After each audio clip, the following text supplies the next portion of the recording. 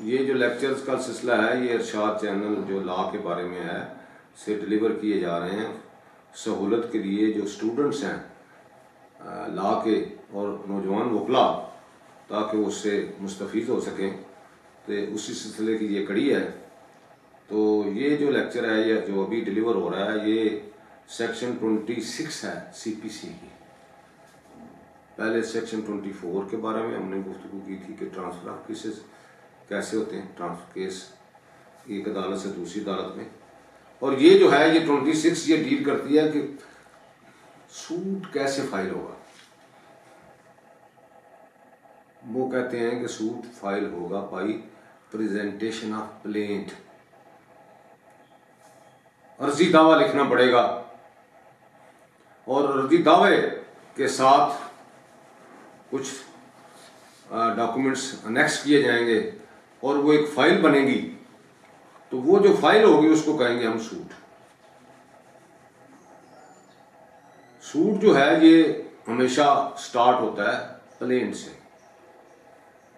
तो प्लेंट अगर नहीं होगी तो वो सूट नहीं कहलाएगा। यानी अगर वैसे ये कर्जदाश लिख के और उसके साथ कुछ कागज लगा दिए जाए और अदालत में दे दिए गए तो उसको सूट नहीं कहा जाएगा। That is not entertainable under the law। बल्कि सूट बनाने के लिए बकायदा प्लेंट को ड्राफ्ट करना पड़ेगा। और प्लेंट को कैसे ड्राफ्ट करना पड़ेगा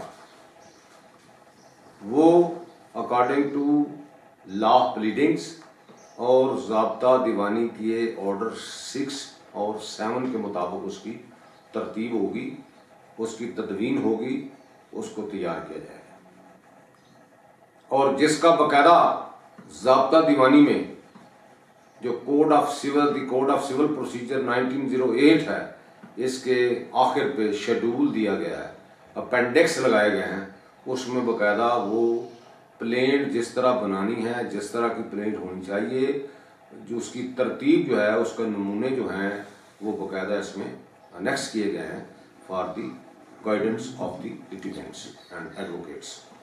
उसके मुताबिक आपको तैयार करना पड़ेगा। तो अब देखना यह है कि क्या ऑर्डर 7 में प्लेंट की जो तरतीब दी गई है वो क्या है, किस तरह तैयार करना है इसको। तो मैं उसके बारे कुछ गुजारिशात करना चाहूँगा कि प्लेंट जो है वो ऑर्डर 7 में जो तरीकाकार दिया गया उसके मुताबिक ही तैयार होगी। और जो उसमें रूल्स दिए गए हैं कि ये उसमें लिखना चाहिए वो लिखना लाजिम है और उसी तरह उसको तरतीब दे के तैयार करना पड़ेगा। इसमें पहली बात जो है, जो प्लेंट में अगर आपने पहले ये आपका फ़र्ज़ बनता है कि आप ये देखें कि ये जो दावा है मैंने कहाँ पे दायर करना है, किस कोर्ट को इख्तियार समाअत है। तो जिस कोर्ट को इख्तियार समाअत है उसका आपने नाम लिखना है ऊपर। तो पहला जो पॉइंट है वो है name of the court, in which court you are going to file the suit. So you have to mention the name of the court in clear cut terms. तो आम तौर पे सिविल सूट जो हैं वो सिविल कोर्ट्स में दायर होते हैं। तो सिविल कोर्ट्स के जो दावा जाते हैं वो डायरेक्टली सीनियर सिविल जज साहब के पास दायर होते हैं। तो सिविल कोर्ट का आपको नाम लिखना पड़ेगा कि इन दी कोर्ट ऑफ सिविल जज या इन दी कोर्ट ऑफ सीनियर सिविल जज या इन द सिविल कोर्ट लिखते तो फिर भी सफिशिएंट है। तो आपको इसलिए बताना पड़ेगा कि कौन सी कोर्ट में आप जा रहे हैं। यानी कोर्ट्स तो और भी हैं सिविल के अलावा भी, रेवेन्यू कोर्ट्स भी हैं, बैंकिंग कोर्ट्स भी हैं, और भी अदालतें हैं जो डील करती हैं केसेस को, और तरह के केसेस को। लेकिन अगर आप you are going to file a plaint suit before the civil court, you have to mention the name of the court as civil court Gujarat, civil court Daska, या अगर ये आप नहीं लिखना चाहते तो आप लिख सकते हैं सीनियर सिविल जज डस्का, सीनियर सिविल जज गुजरांवाला, फैसलाबाद, जो भी आप। लेकिन you have to mention the name of the court first where you are going to file a suit. उसके बाद दूसरा स्टेप जो है वो you have to mention the name of the parties. और पार्टीज में फर्स्ट नेम किसका आएगा, फर्स्ट किसका काम होगा, किसको मेंशन किया जाएगा, जो प्लेंटिफ है, who is going to file a suit, who is the first party। Which is the first party? The plaintiff. अब प्लेंटिफ जो है, प्लेंटिफ को उर्दू में मुदई कहते हैं और इंग्लिश में प्लेंटिफ कहते हैं। जो मुदई है, जो क्लेमेंट है, जो कोई चीज़ डिमांड को लेना चाहता है, उसको फर्स्ट पार्टी कहा जाता है। तो फर्स्ट पार्टी जो है उसके पूरे कवायफ आने चाहिए। यानी कवायफ में क्या शामिल है? Name of the plaintiff, parentage, अगर कास्ट में हो सके तो वो भी लिख दी जाए, और उसके बाद उसका मुकम्मल पता जो दुरुस्त हो वो लिखना चाहिए।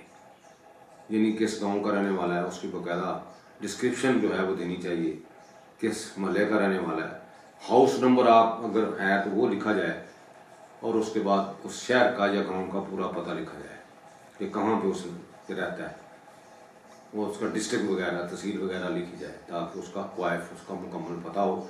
अगर उसके हक में कल को डिग्री होती है तो फिर उसमें उसका पूरा जो है वो एड्रेस होना चाहिए। अगर ज़्यादा मुदई हैं तो फिर सबके पते सही लिखने पड़ेंगे, उनके नाम, उनकी पेरेंट एज वगैरह सब कुछ, इसी तरह जैसा कि एक मुदई का लिखा जाता है।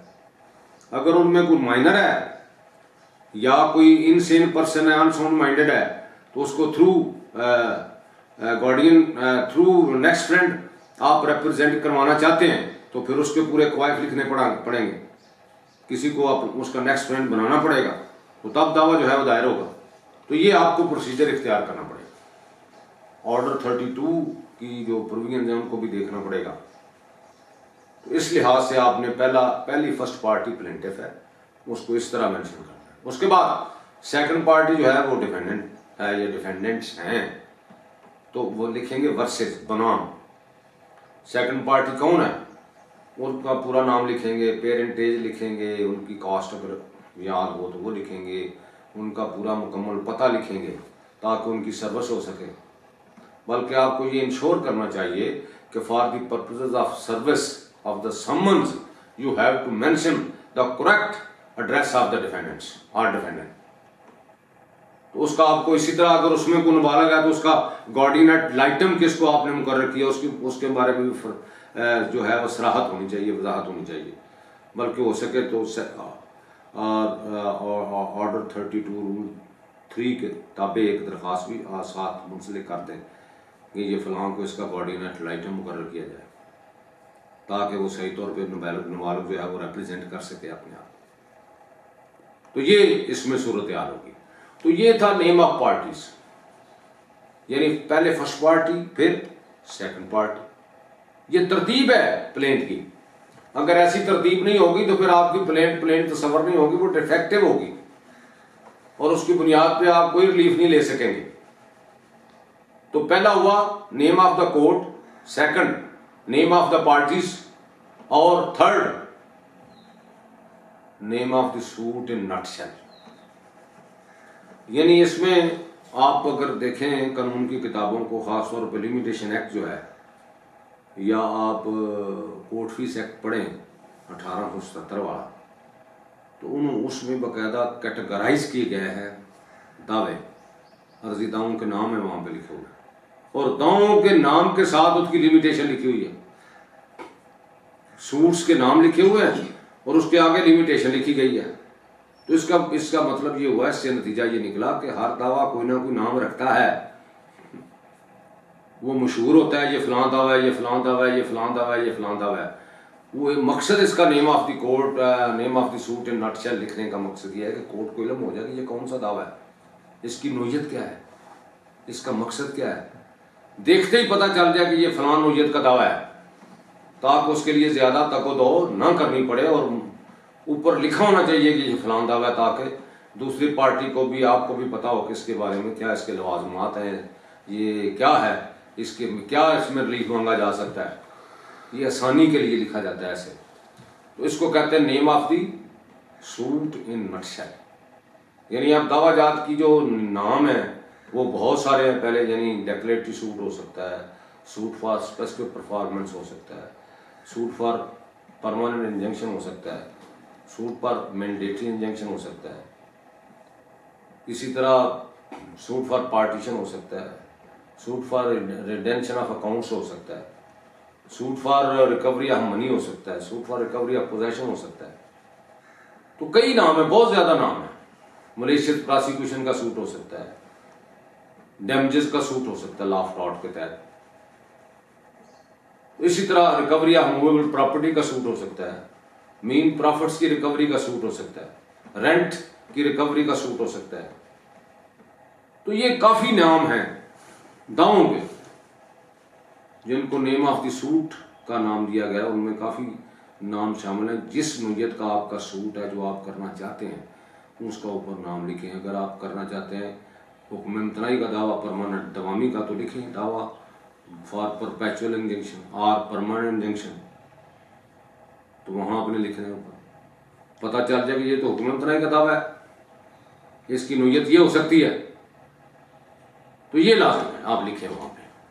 अब उसके बाद नेम ऑफ दी सूट के बाद जो अगला स्टेप है वो ये है कि आप ब्रीफ फैक्ट्स लिखें। ब्रीफ फैक्ट्स क्या है कि जो आपके केस के वाकयात हैं ना, जिस बुनियाद पे आप दावा दायर कर रहे हैं, दो shall be mention in briefly.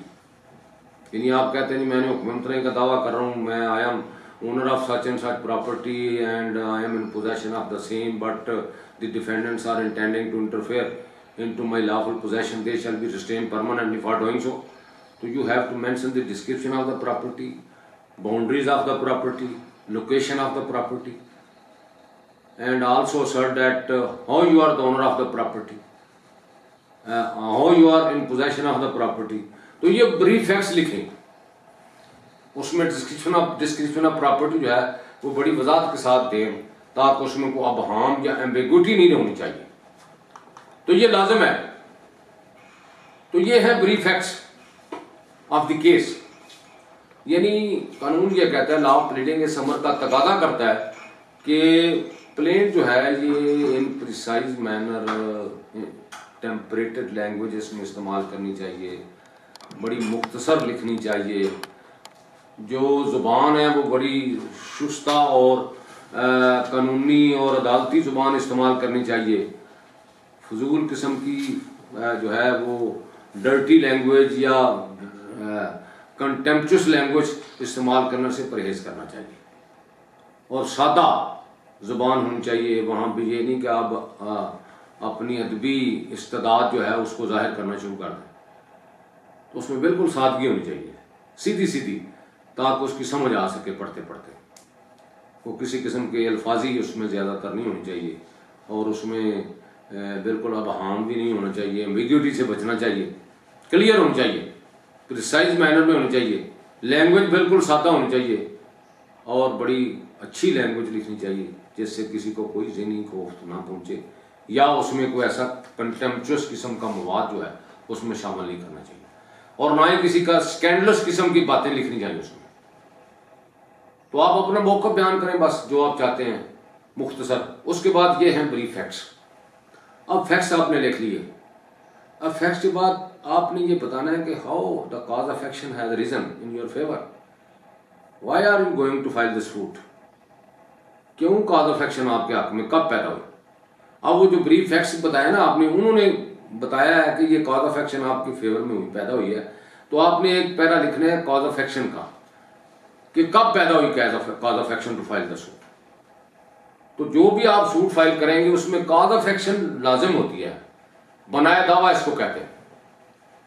तो you have mention that when the cause of action has reason, कब आपको जरूरत पड़ी ये दावा दायर करने की। यानी आप लिखेंगे 2 दिन कबल उन्होंने मुझे थ्रेट किया कि हमने आपकी प्रॉपर्टी पे कब्जा कर लेना है, तो वो कब्जा करने के दरपे हैं, they are intending to disturb my possession on the suit land, therefore I am going to file the suit.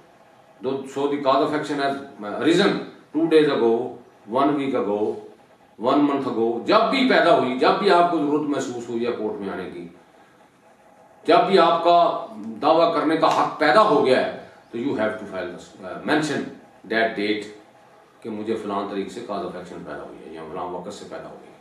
तो ये कॉज ऑफ एक्शन का पैरा देना भी लाजम है इसमें।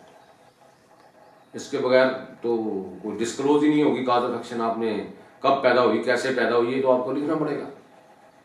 उसके बाद और अगर कॉज ऑफ एक्शन के साथ ये भी लिख दें कि मेरा दावा कैसे विद लिमिटेशन है, अगर वो टाइम बार्ड है पर नहीं, तो ये भी आप इसमें एक थोड़ा सा मेंशन कर दें, तो इससे लिमिट का भी पता चल जाएगा कि whether you are going to file a suit within time, और if your suit is beyond limitation, what are the grounds, how you are justifying that your suit may be treated as within time. तो ये भी अगर fact लिखते हैं तो ये भी बड़ी अच्छी बात है। उसके बाद आपको एक और फैक्ट लिखना पड़ेगा जो बड़ा लाजिम है कि what is the valuation of the suit, क्या कितनी मालियत का दावा आप दायर कर रहे हैं, वो आपको लाजिम लिखना पड़ेगी according to the court fee act and as well as suit valuation act. उसके मुताबिक आपको डिटर्मिन करना पड़ेगी कि इसकी वैल्यूएशन कितनी है, और अगर वैल्यूएशन है तो उस पर कितना कोर्ट फीस जो है वो आयद होता है, तो ये भी एक पैरा आपको देना पड़ेगा। तो ये भी लाजिम है, क्योंकि वैल्यूएशन में डिटर्मिन किया जाएगा कि इसकी पेक्यूनरी जुरिस्डिक्शन कहाँ पे बनती है, which court will hear the case, और आपने कितना कोर्ट फीस लगाना है, लगाया या नहीं लगाया, ये भी उसमें मेंशन होना चाहिए। तो ये भी लाजिम है। उसके बाद एक पैरा आपको देना पड़ेगा टेरिटोरियल जुरिस्डिक्शन, यानी इस अदालत में क्यों मैं दावा, क्यों इसको इख्तियार समाअत हासिल है, क्या मुताला की रिहाइश यहाँ पे है, क्या प्रॉपर्टी यहाँ पे वाक़ है जिसके बारे में आप दावा दायर कर रहे हैं, या गैर मनकूला या मनकूला प्रॉपर्टी जहाँ पे वाक़ है उस अदालत में जिसके बारे में आप सूट फाइल कर रहे हैं वहाँ पर दावा दायर हो रहा है। तो ये आपको जस्टिफाई करना पड़ेगा। इसको कहते हैं जैसे कि ऑर्डर 16 सेक्शन 16 और से 20 तक ये लिखा हुआ है कि आपको किस अदालत में जाना पड़ेगा, टेरिटोरियल जुरिस्डिक्शन को आपको जस्टिफाई करना पड़ेगा। ये भी एक पैरा आपको देना पड़ेगा कि क्यों गुजरांवाला में आप दावा दायर कर रहे हैं, क्यों आप सियालकोट में कर रहे हैं, क्यों आप लाहौर में कर रहे हैं, क्यों इस अदालत को इख्तियार समाअत हासिल है, तो ये भी मेंशन करना होगा। उसके बाद अगली बात प्रेयर की आ जाती है, जो मेन चीज़ है कि आपको बाकायदा अपनी प्रेयर लिखना पड़ेगी कि आप चाहते क्या हैं, क्या रिलीफ आपको चाहिए। आपको सारे रिलीफ मेंशन करने चाहिए जो उस वक्त अवेलेबल हो। अगर वो नहीं करेंगे तो फिर बाज़ बात ऑर्डर 2 रूल 2 और अगर डेक्लेरेटरी सूट है तो फिर सेक्शन 42 ऑफ स्पेसिफिक इफेक्ट की प्रोवाइजो के तहत बाज़ बात दावा आपका जो है वो मेंटेनेबल नहीं रहेगा। तो इसलिए कोशिश करें कि जो भी रिलीफ आपको मुयस्सर है, जो आप चाहते हैं उसको आप ज़रूर मेंशन करें। अपनी रिलीफ क्लास को बड़ा वाज़े लिखें, बड़ा क्लियर लिखें, और उसमें अपनी इस्तदा जो है वो पूरी की पूरी लिखें, और उसको बड़ा अच्छे अंदाज में लिखना चाहिए। तो प्रेयर क्लास जो है ये बड़ी अहम चीज़ है प्लेंट में, क्योंकि उससे ही जो है वो सारा यानी वो मग़ज़ है प्लेंट का कि आप डिमांड क्या कर रहे हैं, what is your claim, what are your relief, what are you demanding from the court. तो ये लाजिम है। उसके बाद 2 अहम चीज़ें हैं जिनका बड़ा ख्याल रखना पड़ेगा आपको, और वो प्लेंट को प्लेंट बनाती हैं। अगर वो नहीं है तो फिर प्लेंट और बाकी किसी दस्तावेज का फ़र्क कैसे आप जानेंगे कि ये प्लेंट है ये या दरख्वास्त है। तो प्लेंट के लिए उन्होंने ये लाजमी करार दिया हुआ है कि डेट मस्ट बी वेरीफाइड, और ऑर्डर 6 रूल 14 और ऑर्डर 6 रूल 15 ये दोनों जो हैं ये तकाजा करते हैं कि आप प्लेंट पे नीचे उसके वेरिफिकेशन लिखें ऑन ओथ कि ये जो उसके कंटेंट्स हैं मेरे इल्म और यकीन के मुताबिक बिल्कुल दुरुस्त है। जो अदर हैं टेक्निकल किस्म के हैं या और तरह के लीगल हैं उनके लिखे लगे ये मेरे इल्म के मुताबिक दुरुस्त है। तो ये आपको एक नोट देना पड़ेगा नीचे वेरिफिकेशन की शक्ल में, बल्कि उसको लिखना पड़ेगा वेरिफिकेशन, और नीचे आपको लिखना पड़ेगा it is verified on oath on such and such day at such and such place that the contents of the plaint 1 to 6 are correct according to my best belief and knowledge, and remaining contents are correct according to my knowledge। तो ये आपको बकायदा contents का हवाला दे के paragraph का उनकी बकायदा तस्दीक डालना पड़ेगी, वेरिफिकेशन करना पड़ेगी, और नीचे आपने दस्तखत करने और नीचे लिखना है बामुकाम किस जगह पे आप ये तस्दीक कर रहे हैं। और बेहतर यह है कि अगर वो ओथ कमिश्नर से तस्दीक शुदा हो तो बहुत अच्छी बात है, उसकी भी अगर वो ओथ जो है वो एडमिनिस्टर करें आपको तो ये बेहतर है कि उसके नीचे फिर वेरिफिकेशन के आपने दस्तखत करवाने अपने फरीक के, पार्टी के, मुद्दई के, प्लेंटिफ के, एक प्लेंटिफ का दस्तखत अंगूठा करवा दें। बाकी उसके बाद आखिरी लास्ट स्टेज आ जाती है कि पार्टीज के दस्तखत होने चाहिए प्लेन ऑर्डर 6 रूल 15 के मुताबिक कि वो बाकायदा दस्तखत हों पार्टीज के, मुद्दईयान के, उनके नाम पते पूरे जैसा ऊपर थे उनके नीचे दस्तखत अंगूठे करवाएं। तो इस तरह ये ऊपर नीचे डेट भी डालेंगे, ये फलां डेट तो आगे वेरिफिकेशन में वैसे भी डेट डाल दें कि ये फलां तारीख को जो लिखी गई है। तो ये जो दस्तावेज बनेगी ये बनेगी प्लेन, और प्लेन के साथ अगर बाकी जो ज़रूरी लवाजमात हैं जो लिखे हुए हैं, यानी उनमें ये है कि फ़र्द पता लगाएं, वकालतनामा लगाएं, उसके साथ प्लेंट की कापियाँ लगाएं और उसके साथ 2 एक्स्ट्रा कापियाँ लगाएं जितने डिफेंडेंट हैं, ये लाजिम है।